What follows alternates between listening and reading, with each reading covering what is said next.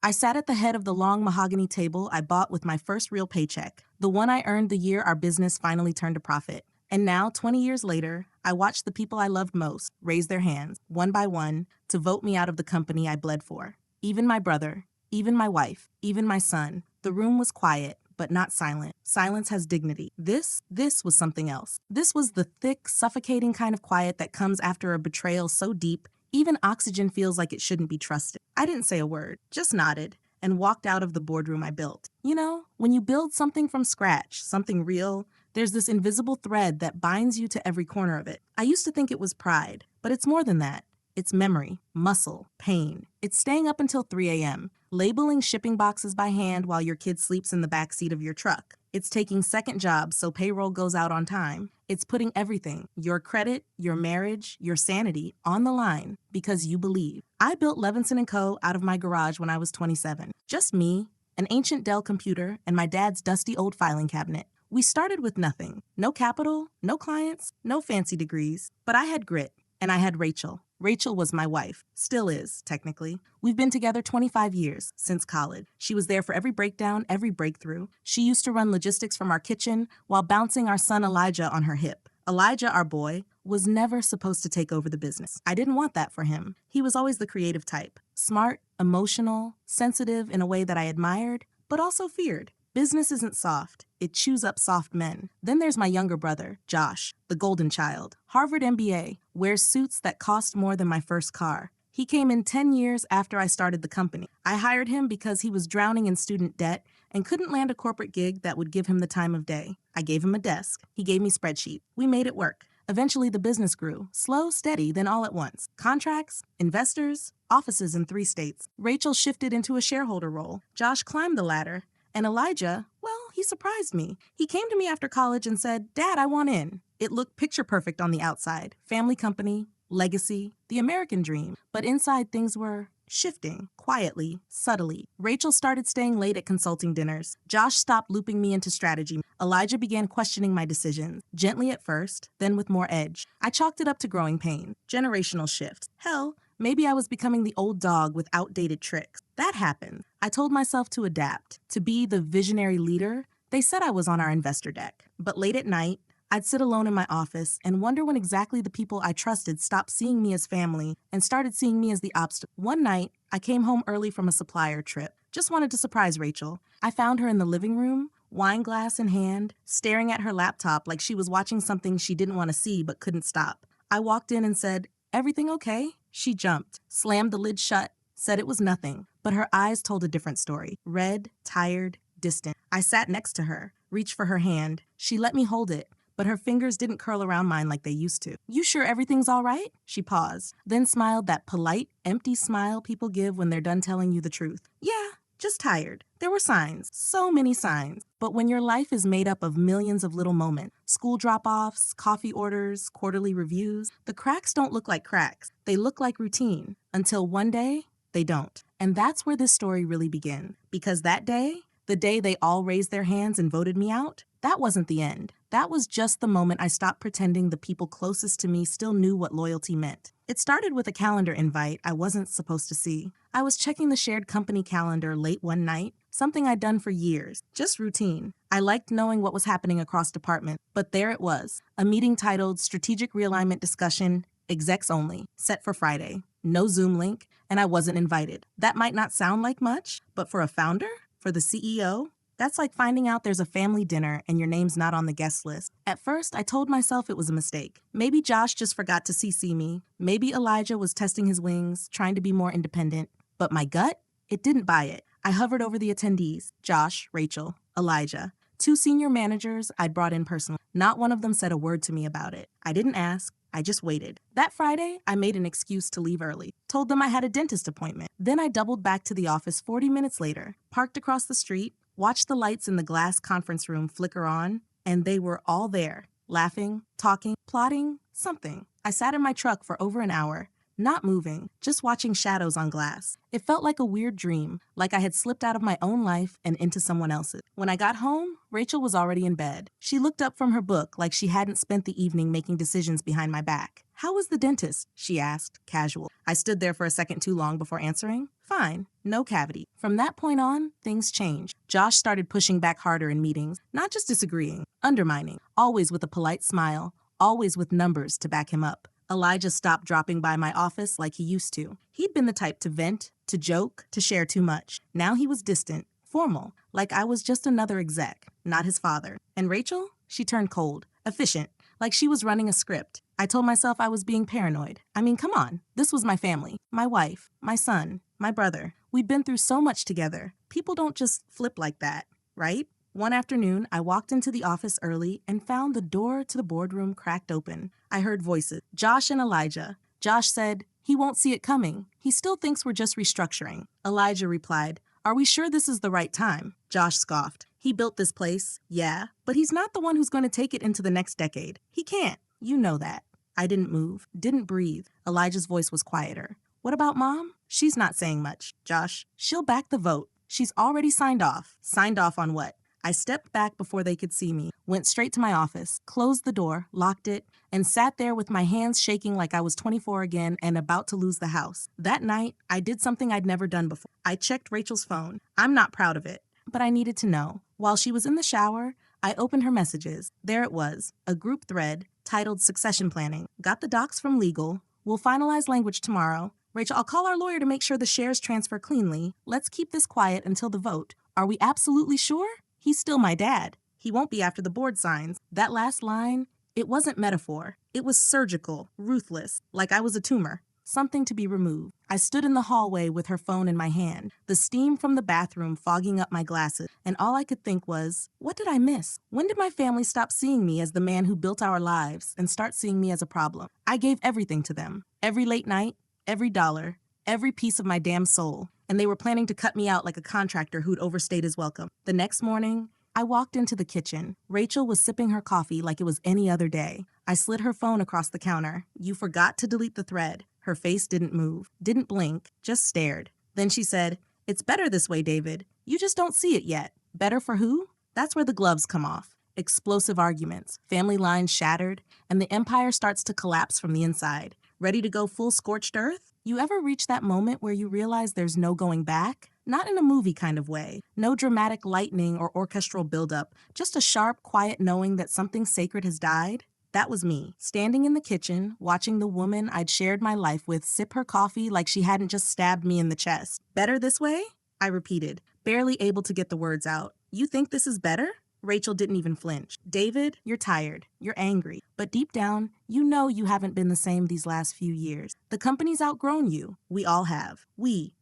She lumped herself in with the wolves. My wife, my partner, was now part of a we. I wasn't included in. I laughed. Couldn't help it. A sharp, bitter laugh that felt like choking. "You outgrew me? You mean after everything I've built? Everything I sacrificed so we could have this house, this life, this damn coffee maker you're sipping from?" Rachel sighed like I was being dramatic, like I was embarrassing myself. "No one's saying you didn't work hard," she said coldly. "But you don't listen anymore. You bulldoze. You cling to the past. We need to move forward, David. And I'm the thing holding you back," I said. She didn't answer.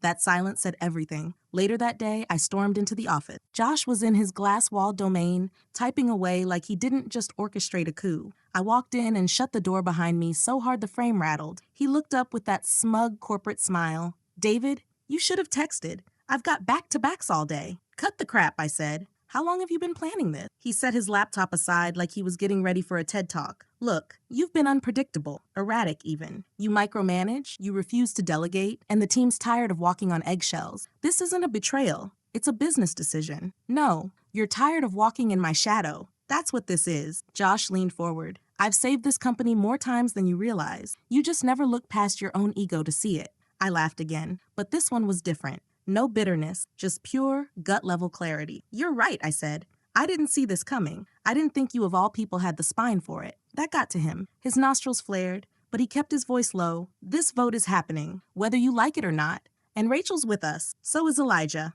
I tried to hold it together that evening, but dinner was a disaster. Elijah sat across from me like I was some stranger who'd shown up uninvited. I finally broke the silence. "You got something you want to say to me, son?" He didn't look up from his plate. "Elijah." He finally met my eyes, and what I saw there wasn't hate. It was worse, pity. "Dad, you built something amazing, but this company needs a new chapter. You taught me how to build. Now let me lead. You think Josh is gonna let you lead?" I snapped. "He's using you." "No, Dad. He's listening to me. You never did." I stood up so fast my chair slammed into the wall behind me. "You think running a business is some creative experiment? You think this is about feelings? I protected this family, every day, every sleepless night, and this is what I get." Rachel stood too, calm, chillingly calm. "No one's trying to erase you, David, but this isn't your story anymore." I looked between the three of them, my wife, my brother, my son, and it hit me. They weren't taking the company from me. They'd already taken it, and they'd taken each other with them. The next week was a blur. HR pulled me from day-to-day ops temporarily. IT locked me out of key systems. They offered me a transition package, like I was some contractor being offboarded. I stopped going in. Couldn't stomach it. Old employees I mentored stopped replying to my texts. Friends in the industry reached out with awkward condolences like someone had died. And in a way, someone had. I'd always told myself I was more than the business. But without it, who the hell was I? Rachel slept in the guest room, said it was for space. Elijah didn't come home for a week. Josh stopped pretending he cared. I was alone, completely. And that silence, that wasn't the kind you meditate in. It was the kind that eats you alive from the inside. One night I broke. I was in the garage, the original garage where Levinson & Co. was born. I sat on an old crate, staring at a box full of faded shipping labels. The first batch we ever sent out. My hands shook as I picked one up. It still had Rachel's handwriting on it. Priority to Cleveland. I started sobbing. Couldn't stop. Not loud, not dramatic. Just this quiet, broken kind of weeping that comes when you realize the thing you built wasn't just a company. It was your identity. And they took it. They tore it from me. But somewhere in that wreckage, somewhere between grief and humiliation, a new thought was born. If they thought I was finished, they didn't know me at all. You don't just come back from something like that. Not right away. There's a kind of spiritual death that happens when the people you love gut you from the inside. The first few days, I felt like a ghost haunting my own damn house, wandering from room to room, surrounded by memories that no longer belong to me. But grief has a funny way of turning into clarity. After enough nights staring at the ceiling, something hardened inside me. I wasn't going to beg. I wasn't going to plead. And I sure as hell wasn't going to disappear. If they wanted a war, they were going to get one. The first move wasn't revenge. It was resurrection. I reactivated my personal network. People I hadn't talked to in years. Suppliers, clients, former employees who'd been pushed out by Josh's modernization plan. Quiet calls, private lunches, whispers of something new brewing. I didn't say much, just listen. And I found out something incredible. They weren't loyal to the company. They were loyal to me. See, the thing they all forgot? You can't vote out trust. You can't replace heart with a Harvard MBA and think people won't notice the cold. Next, I started sending signals. Little things. I made a few strategic calls to press contacts, had them run subtle stories about internal executive shakeups at Levinson & Co. No names, just enough to raise questions. I leaked rumors to clients, whispered that new management was shifting away from personalized service, and it worked. I saw it in the numbers when one of our major clients quietly dropped us, a client I had secured. That same night, I got a call from Elijah. "Dad, did you talk to Marlowe Group?" "Why would I do that?" I said, all innocent. He paused. "They said you're opening something new." I said no such thing, I lied smoothly. "But if they're jumping ship, maybe you should ask yourself why." Click. I rented a small loft downtown. Nothing fancy, just brick walls, cheap floors, and enough space for a table, a laptop, and the fire in my chest. I called it Iron Post Venture, named after the steel post my father drove into the foundation of our childhood home, a symbol of permanence, of roots. I hired 2 of my oldest, most trusted team members, people who had seen me at my worst and still showed up. We didn't need a fancy brand. We didn't need venture capital. We needed a mission, and I gave it to them. "We're gonna bleed them slow," I said, "and then we're gonna bury them." And then there was Rachel. That wound ran deepest of all. We were still married, on paper, but the house felt like a museum of everything we'd lost. She stayed on her side of the house, and I stayed on mine, until one night, I found her crying in the kitchen. I didn't say anything at first, just watched her. For once, she looked small, human, not the polished executive she'd become. When she saw me, she wiped her face fast. "Don't," I said. "You don't get to cry." "David, this wasn't how it was supposed to happen." "No? Then how was it supposed to happen, Rachel? You all pushed me out, and I what? Write you a thank you card for the betrayal?" Her lip trembled. "You stopped seeing us." "No." I snapped. You stopped seeing me. You replaced a partner with a project manager, a husband with a liability. I paused. Let that silence sink in. You don't get to ask for understanding now. You made your choice. She didn't say anything. And that silence was the most honest thing she'd given me in months. See, I knew they had one weakness. They thought I was out of moves. But while they were celebrating their little coup, I was quietly buying back shares. Not in my name, through shell entities, through former partners, one tiny percentage at a time. By the time I was done, I didn't need to ask for power. I owned it. And then I called a special shareholders meeting. Rachel showed up first, then Josh. Elijah came last. They looked confused, unsure. Josh scoffed, "You're not on the board anymore. You don't have the authority." "I'm not," I said. "But they are." I gestured to the shareholders behind me. 3 quiet people in suits. Rachel's face dropped. Josh went pale. Elijah just looked stunned. "You see," I said, turning toward the table, "you spent so much time trying to push me out. You forgot one thing. I built this company, but I also built the people who believed in it, and you can't vote out loyalty." The room was ice, not from the air conditioning, but from the weight of realization crashing down on their faces. Josh was the first to speak, his voice shaking just beneath the surface. "You manipulated the shares?" "No," I said calmly. "I legally acquired controlling interest through willing participants. The same way you were planning to cut me out. I just played your game better." Rachel looked down at her lap. Elijah looked broken. I took no joy in that. Not really. Not yet. "I'm invoking a clause," I said, pulling out the binder from my bag and laying it on the table. "Section 14, paragraph C, which," I wrote, "that allows majority shareholders to call for a revote of executive roles in the event of mismanagement or internal sabotage." Josh's jaw clenched. "That clause was never meant for you." "Exactly," I said, folding my hands. "And yet, here we are." We voted. 6 hands around that table. 4 votes to remove Josh from his interim CEO position. 3 votes to reinstate me as chairman, including one that came from Elijah. He didn't look at me when he raised his hand. He just did it, like a man trying to stop a machine he helped build. Rachel abstained. She couldn't look at either of us. Josh? He stormed out. Said nothing, just grabbed his coat, yanked the door open, and vanished. I never saw him again. Over the next few weeks, I didn't rush to reclaim the throne. I didn't fire everyone or issue some dramatic statement. That's not how you rebuild trust. I brought in people who cared, people who remembered what the company stood for before it became a battlefield. I met with clients face to face. I apologized. I listened. The company began healing, slowly, honestly. And me? I stepped back, not because I was forced out, but because I chose to. Because for the first time in decades, I finally understood that building something wasn't the same as owning it forever. We sat on the porch one night, weeks later. No lawyers, no shouting, just 2 people who'd been through a war they started together. "I signed the divorce papers," she said quietly, not looking at me. "I know," I replied. "I signed them too." Long pause. "I don't hate you, David. I just stopped knowing how to love you." "I get it," I said. And for the first time, I really did. She wiped a tear away. "We built something beautiful once." I nodded, and then we tore it down together. She left the next morning. No drama, just gone. And I didn't chase her. Some endings are meant to be clean. He came to see me the day after. "Dad," he said, standing awkwardly in the doorway. "I'm sorry. For all of it." I looked at him for a long time. "You believed them," I said. "And for a while, you were them." "I know, but when it mattered." "I remembered who raised me," he said. "Who built this." That's when I stood up and pulled him into the tightest damn hug I'd ever given. "I don't need you to take over,"